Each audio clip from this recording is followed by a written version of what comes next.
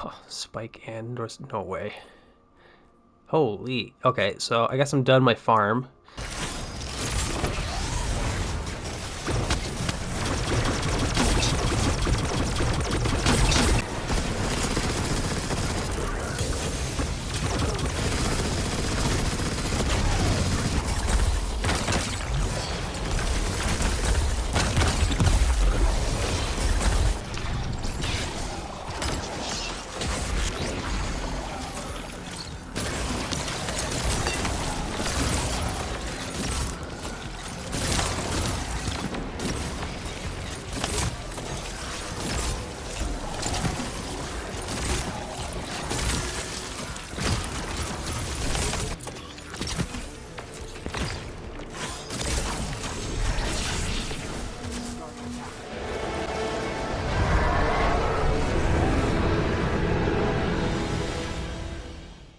Alright, so here's a build that you can use to farm this week's Hypernet Current Nightfall on Grandmaster difficulty. You don't have to do it on GM. If you're going for the wild style grenade launcher, you can do it on any difficulty. But if you want the adept version, you're going to have to do it on Grandmaster. So this build is approved for both Grandmaster and Hero Nightfalls if you just want to go in and get some enhancement cores and a non-adept version of wild style. You can do that. So that's pretty much the reason that I'm coming up with these builds and farming this week. I already put out a video on my Titan, so I want to do Warlock and then Hunter next, depending on whether or not I get the role that I'm looking for. So I just finished, and I guess I'm done farming. That's the role I was going for. It took me this many attempts. I think I may have deleted one or two. I wasn't even getting a single grenade launcher with disorienting, let alone the perks that I wanted. I wanted disorienting and or spike. I mean, if it has both, that's amazing. With envious assassin because there's no auto-loading holster. And surrounded because it's the only damage perk that's viable. There is one for all, which is a 35% damage buff, but not necessarily easy to hit 3 targets at once with a slow single shot loading grenade launcher without auto loading. So my theory here is go with something like envious and surrounded so that I can use it more so in dungeon and raid situations on bosses where you can, because double fire frame grenade launchers do the most amount of damage out of any special grenade launcher that is legendary. So like Wilderflight is very good to use in a damage rotation if you're using void weapons, just for the impact damage alone from the 2 grenades. Does significant damage. So with Envious Assassin you could probably get 3 grenades in the mag at once and just do a mag dump with Surrounded. It's like 40-45% extra damage. Pretty nutty. So it could technically do more damage than Wilderflight, but not as friendly for utility and disorienting. So this is the role I was going for. This is only the second disorienting role that I got. I think the other one was on a non-adept version. And I got the perks that I wanted, Envious Assassin and Surrounded. And I got Quick Launch and I got Spike. So I'm pretty much done farming. So basically, if I'm in a dungeon situation and I need to use it for utility, I can disorient. And then when I go to switch to damage, I can swap my loadout onto Spike with the same. It won't affect Envious Assassin. If you switch your loadout, mid encounter, you can do this. You can switch from disorienting to Spike. So this is actually perfect. Even with handling, that's insane, right? Because I don't need reload. I don't really need anything. I like handling for grenade launchers, especially when it's playing a utility role or a hot swapping role like in a damage rotation. So all right, well, I guess you might not have a Hunter video to look forward to this week, but the Titan video is on my channel. You can check that out. And by the way, if you're not subbed to the channel, something like 80 or 90% of you guys aren't subbed. And many of you are returning viewers, so it would go a long ways to help me get to at least 1,000 subscribers. I'm going to start putting out more content, try and do it more regularly, and I will feel more motivated to do so if I actually get the support with the likes, the comments, the subscriptions, the notifications. Just go down below the video, click my name, check if you're subscribed or not, and do so. I would greatly appreciate it.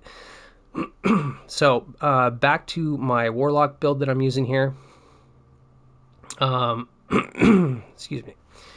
You can easily do a osmiomancy build, which is, it's pretty much been the one and only, the go-to exotic of choice for Stasis Warlock. And while it is very good, if you can get your grenades back fast enough, you can easily have back-to-back stasis turrets without osmiomancy. It's just you can't have two on the floor at once, which is the benefit of osmiomancy. And plus, I think you get more grenade energy on direct impact with cold snaps. I don't know if that applies to the turrets, but I think it may. So generally, if you're doing like ad clear and Cenotaph isn't necessary, you don't need to make heavy ammo for your teammates, then yeah, just go with osmiomancy. But in a team support role, Cenotaph is extremely good, especially with divinity. And I've been experimenting with this Warlock build over the past couple weeks, in dungeons and raids mainly, with Aegir's Scepter.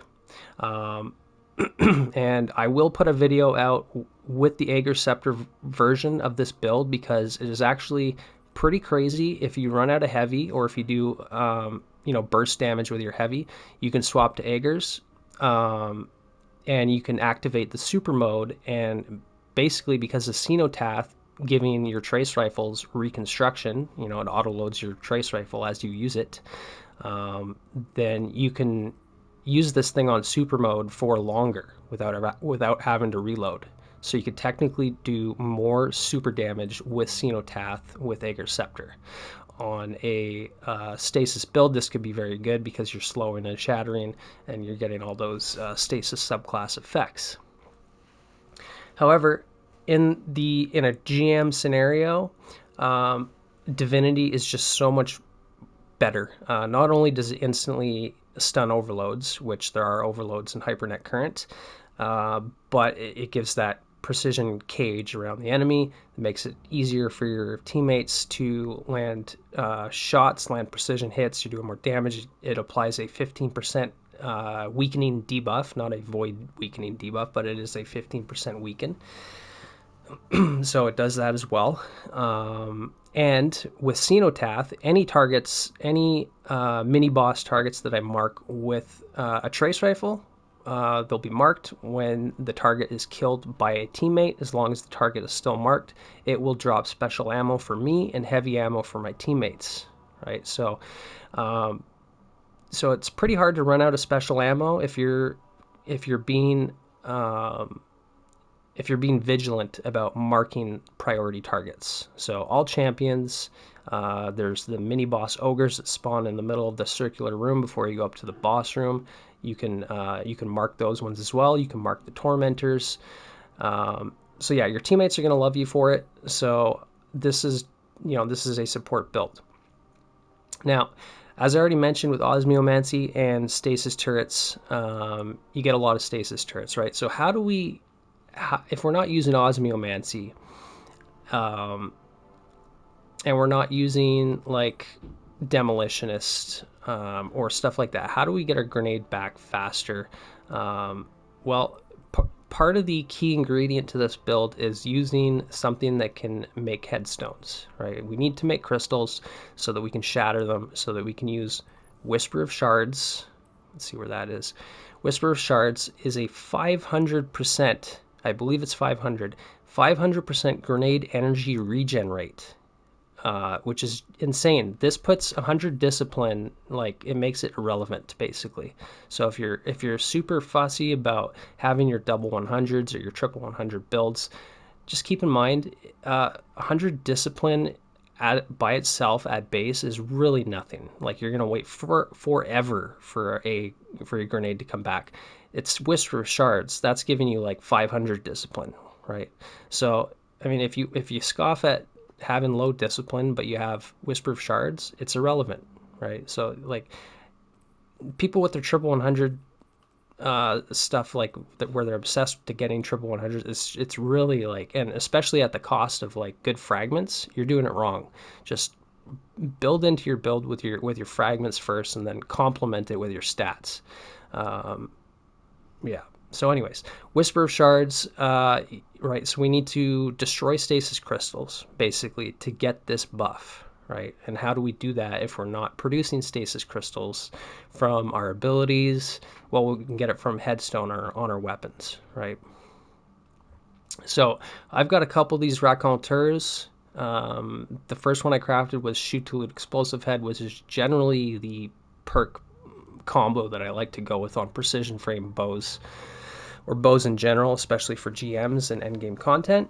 However, without those stasis crystals, I'm going to be waiting forever for a stasis turret, which means that my survivability isn't as good, my crowd control for my teammates and myself isn't as good, and it just kind of handicaps the potential of the build overall. So I crafted this one here yesterday, and I put Archer's Tempo and Headstone on it, right? So, and I've made sure that I can get my accuracy as high as possible, even at the cost of draw time, right? So this thing has 97 accuracy and a 684 draw time.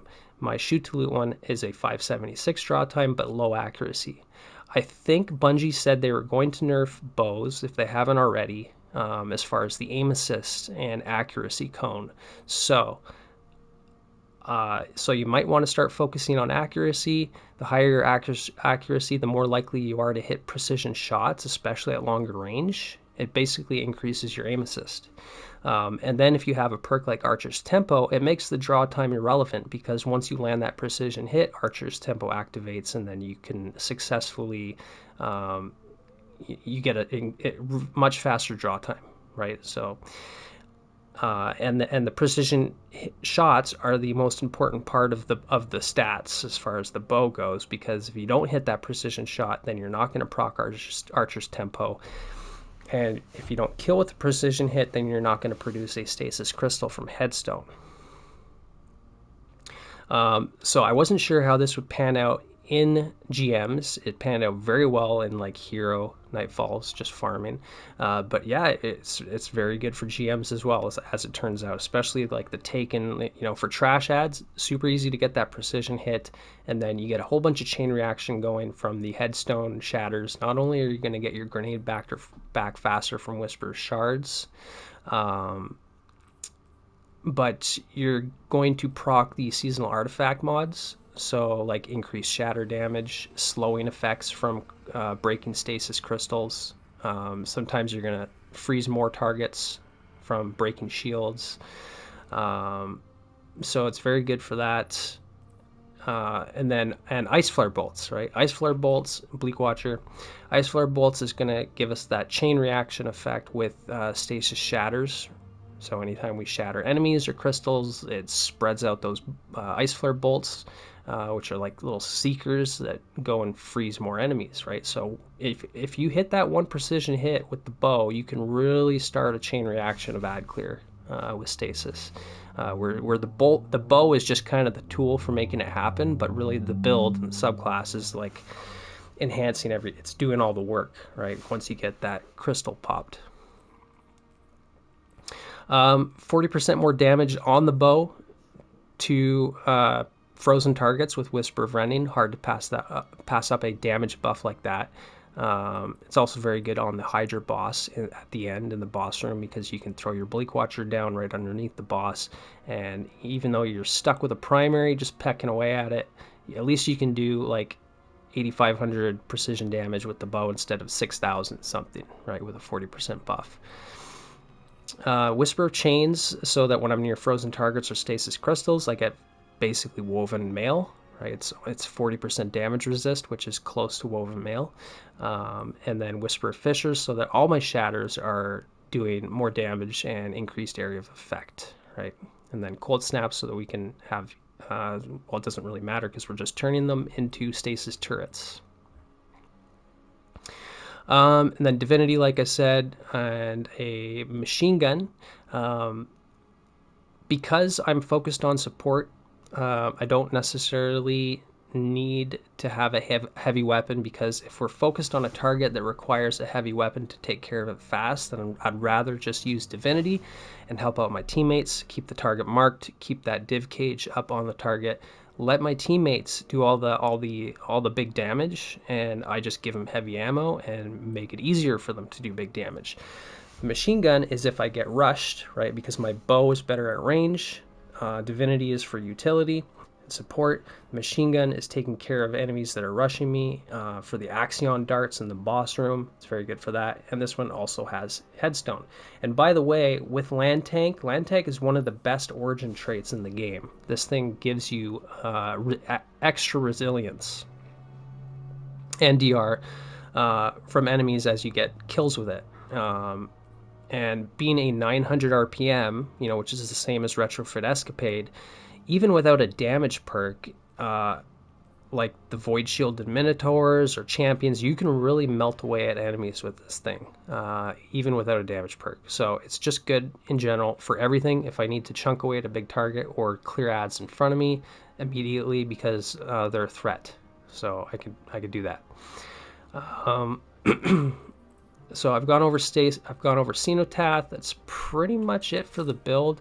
As far as the combat mods go, targeting here because I need to hit those precision hits, right? So I'm just enhancing. All the mods are basically complementing the whole build concept, right? So loader for faster. This makes my bow shoot faster. Harmonic loader. A lot of people don't know that. Dexterity just for pulling out my machine gun and my bow faster. Why not? Bolstering detonation and bombers. So when I cast my rift, I get a bit of grenade energy, and when I damage targets with my turrets, I get rift energy.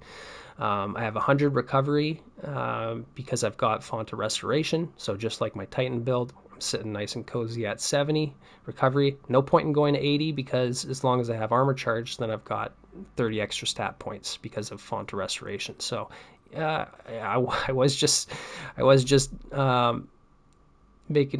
talking about triple 100s, how it's not necessary, but here I am rocking triple 100s, even though it just looks like double.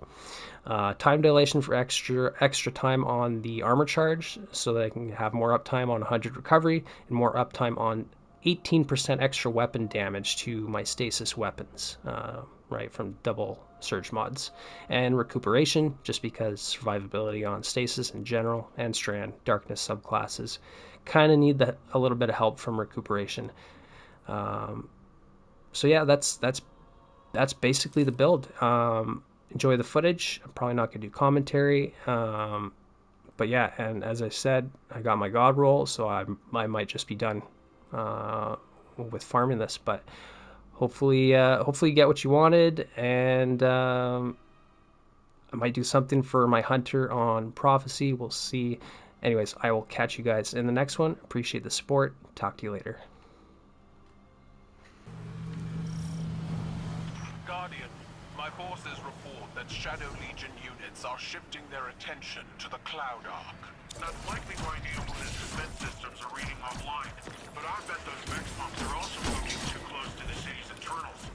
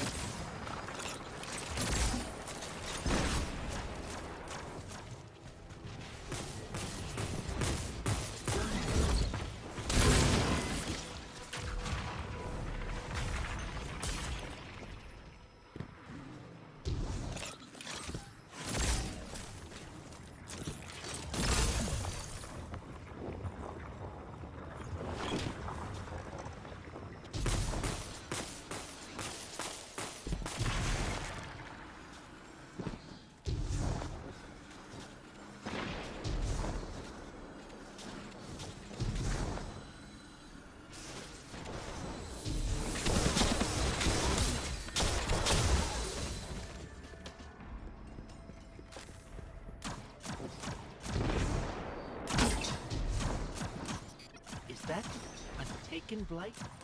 The Shadow Legion are forcing Taken into that Vex pocket. The VexNet uses similar gateways as the Cloud Arc, which means they could infiltrate the network and gain access to the Veil. Taken are relentless, especially under the Witness's control. We need to get in there and stop them.